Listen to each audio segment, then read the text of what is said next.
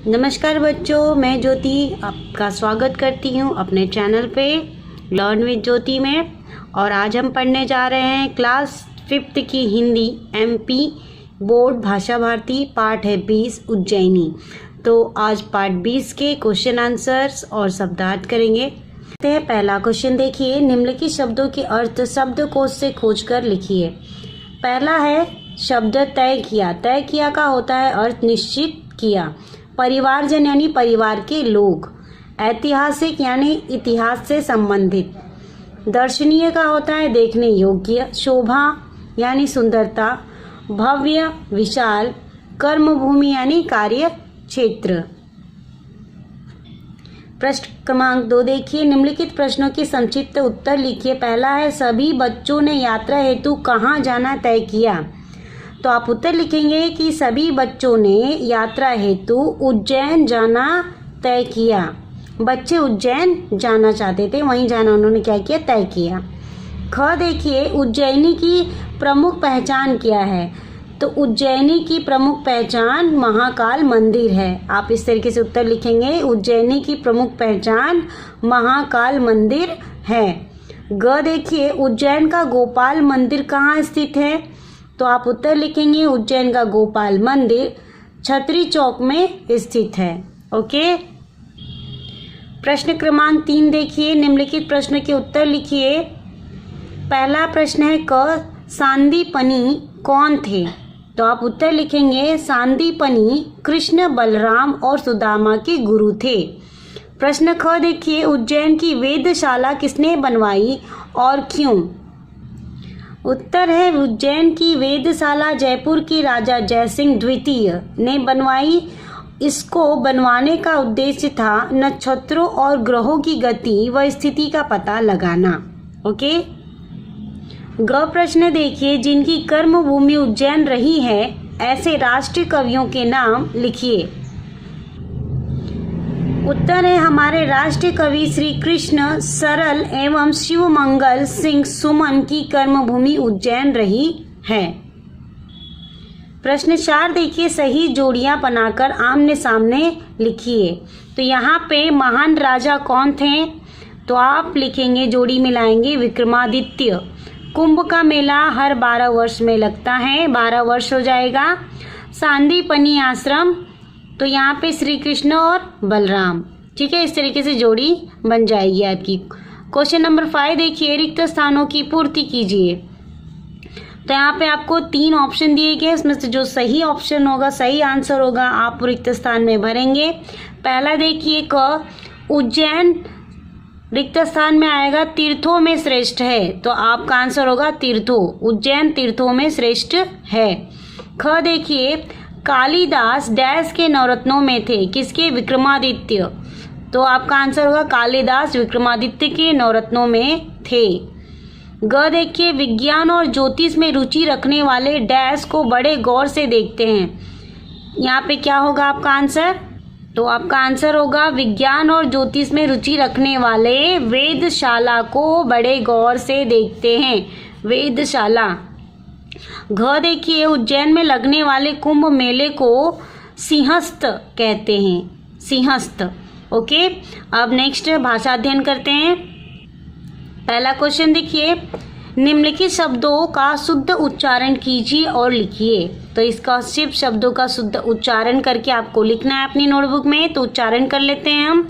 पहला है railway station, ऐतिहासिक, सप्तपुरियां, धार्मिक, उज्जैनी, ज्योतिर्लिंग, हरिसिद्धि, विक्रमादित्य, सिंहस्थ, मत्स्येंद्रनाथ, श्री कृष्ण, बृहस्पतेश्वर, नवग्रह, क्षीर सागर, योगेश्वर, मस्जिद, ट्रेन, दर्शनीय स्थल, राष्ट्रीय और कर्मभूमि। ओके। प्रश्न क्रमांक 2 देखिए, निम्नलिखित शब्दों के विलोम शब्द लिखिए। रात्रि का दिवस, दूर का पास, स्वदेश का परदेश, अपना का पराया, ऊंचा का नीचा, भला का बुरा। तो इस तरीके से क्वेश्चन नंबर 2 कंप्लीट हो गया। नेक्स्ट पेज पे चलते हैं। क्वेश्चन नंबर 2 हमने भाषा अध्ययन का कर लिया है। क्वेश्चन नंबर 3 को करने से पहले आपको काल के बारे में जानना होगा। समय के देखिए 3 प्रकार से समय है, जैसे कि कल, बीता हुआ कल है, और आज जो ये समय चल रहा है, और आने वाला कल।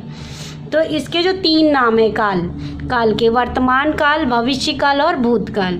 वर्तमान काल को, जो ये समय चल रहा है, उसको वर्तमान काल कहते हैं, और इस समय में काम हो रहा होता है। जिस तरीके से मैं अभी आपको पढ़ा रही हूँ, जिस समय आप ये वीडियो देख रहे होंगे उस समय आप ये वीडियो क्या हो रहा है, आप हिंदी पढ़ रहे हो, चैप्टर आप 20 पढ़ रहे हो, ठीक है। और भविष्य काल में क्या होगा कि आने वाले समय में आप चैप्टर 21 हिंदी का पढ़ेंगे, ठीक है। इसी तरीके से भूतकाल हो जाएगा, आपने चैप्टर हिंदी का 19 पढ़ लिया है, पढ़ चुके हो आप। तो ये इस तरीके से क्या है, ये समय है। 3 जो काल के 3 प्रकार होते हैं, ठीक है। अब ये इस तरीके से आप देखेंगे, वर्तमान काल में वाक्यों में जो क्रियाएं होती हैं, यहाँ पे देखिए, हैं, हूँ, है, हो शब्द से पहचानी जाती है। यानी कोई भी वाक्य लिखा है, उसके अंत में, वाक्य के लास्ट में है आता है, हु आता है, हो आता है, तो क्या होता है, वो वर्तमान काल है। जैसे सिंपल आप क्या है, पढ़ रहे हैं, ठीक है, पढ़ रहा हूँ, ठीक है। इस तरीके से क्या होगा, ये वर्तमान काल होगा। भविष्य काल में क्या होगा कि मैं आने वाले समय में मार्केट जाऊंगा, बाजार जाऊंगा, या जबलपुर जाऊंगा, तो इस तरीके से ये हो गया, इस तरीके का वाक्य भविष्यकाल। भूतकाल की क्रियाओं को पहचानने के लिए क्रिया के साथ साथ क्या होता है, क्रिया के अंत में था, थी, थे शब्द आते हैं तथा क्रिया पूर्ण होने की सूचना प्राप्त होती है। भूतकाल में कोई भी काम, जैसे मैंने आपको पहले ही बता दिया है कि काम हो चुका होता है, ठीक है। अब क्वेश्चन नंबर 3 पे चलते हैं। क्वेश्चन नंबर 3 देखिए, निम्नलिखित वाक्यों से काल के आधार पर क्रियाएं छांटकर नीचे तालिका में लिखिए। अब ये देखिए, रागिनी गाना गा रही थी, गाना गा रही थी, तो ये काम हो चुका है, तो ये क्या हो जाएगा, भूतकाल में चला जाएगा, ठीक है। वह यहाँ आ रहा है, आ रहा है यानी काम हो रहा है, चालू है भी काम, तो ये वर्तमान काल में आ जाएगा। राधा पकौड़े खा रही है, तो ये भी काम हो रहा है अभी, ठीक है, तो ये भी वर्तमान काल में आ जाएगा। वह साइकिल से जा रहा था, तो ये भूतकाल हो जाएगा, जा रहा था काम हो चुका है यहाँ पे। श्याम भोपाल जाएगा, अभी देखिए काम हुआ नहीं है, भविष्य में काम होगा, तो इसलिए यहाँ पे क्या हो जाएगा, भविष्यकाल। श्याम भोपाल जाएगा। कल पानी बरसा था, तो ये हो जाएगा भूतकाल। तुम उत्तीर्ण हो जाओगे, तो ये भी क्या हो गया, भविष्य काल। तो यहाँ पे जो भी सेंटेंस है कौन सी कैटेगरी में आते हैं, वर्तमान काल, भूतकाल, भविष्य काल, उसमें आप लिख देंगे, ठीक है। हम यहाँ पे देखिए क्वेश्चन नंबर 4 में निम्नलिखित शब्दों के पर्यायवाची शब्द वर्ग पहली में दिए हुए हैं, आप इन्हें खोज कर लिखिए। अब यहाँ पे देखिए, ये वर्ग पहली है, इसमें से जो एक शब्द है उसके 2-2 पर्यायवाची हमको लिखने हैं। तो पहला क्या है, गणेश। गणेश को हम गजानन और गणपति भी कहते हैं, ठीक है, तो ये 2 हमको मिल गए गणेश के। फिर है कान। कान को देखिए संस्कृत में कर्ण बोलते हैं, कान और श्रवण, ठीक है। पुत्री का हो जाएगा बेटी, यहाँ पे है बेटी और सुता। मित्र का दोस्त और सखा। तो इस तरीके से हम पर्यायवाची हमने कंप्लीट कर लिया है, ठीक है। आगे देख लेते हैं क्वेश्चन नंबर 5 देखिए, इसी प्रकार पाठ में आए अन्य पुनरुक्त शब्दों को छांटिए और लिखिए। पुनरुक्त शब्द यानी एक ही शब्द 2 बार आना, बार बार रिपीट होना एक ही शब्द। तो यहाँ पे देखिए छोटे छोटे यानी एक ही शब्द 2 बार लिखे गए हैं, तो उसको क्या कहेंगे, पुनरुक्त शब्द। कल कल, लंबी लंबी, बड़े बड़े। इसी तरीके से आप पाठ में जो आए हुए हैं पुनरुक्त शब्द नीचे लिख लीजिएगा, ठीक है। क्वेश्चन नंबर 6 देखिए, निम्नलिखित शब्दों के समान अर्थ वाले अन्य शब्द लिखिए।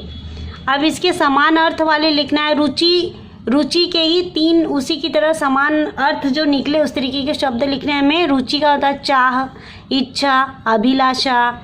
शाम का संध्या, सांझ, प्रदोष काल। मजा का खुशी, हर्ष और आनंद। ओके। क्वेश्चन नंबर 7 देखिए, निम्नलिखित गद्यांश को पढ़कर नीचे लिखे प्रश्नों के उत्तर लिखिए। अब यहाँ पे गद्यांश दिया हुआ है और उसके कुछ प्रश्न दिए गए हैं जो कि हमें देने हैं उत्तर। तो चलिए पहले गद्यांश पढ़ लेते हैं। बच्चे अपने माता पिता के साथ मेला देखने जा रहे थे।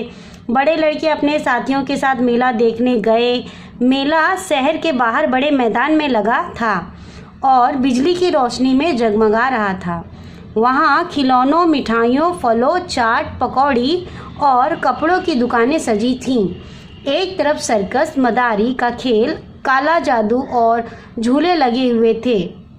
राजीव और समीर ने मेले में जादू देखा और झूला झूला। दीपक ने अपनी बहन के लिए माला खरीदी और मीना ने अपने छोटे भाई के लिए चाबी वाला हवाई जहाज। रात हो गई थी, सब अपने अपने घरों को लौटे। वे बहुत खुश थे। तो यहाँ पे देखिए मेले के बारे में ज़्यादातर बताया जा रहा है। तो इस गद्यांश को जो शीर्षक हम लिखेंगे वो होगा मेला। ठीक है। मेले में दूसरा प्रश्न है, मेले में कौन कौन सी दुकानें सजी थी? सिंपल यहाँ पे देखिए, वहाँ यानी मेले में खिलौनों, मिठाइयों, फलों, चाट, पकौड़ी और कपड़ों की दुकानें सजी थीं। तीसरा प्रश्न देखिए, दीपक और मीना ने क्या क्या खरीदा? तो दीपक ने अपने बहन के लिए माला खरीदी और मीना ने अपने छोटे भाई के लिए चाबी वाला हवाई जहाज खरीदा। ठीक है, तो इस तरीके से ये चैप्टर भी कंप्लीट हो गया हमारा। Till then bye bye.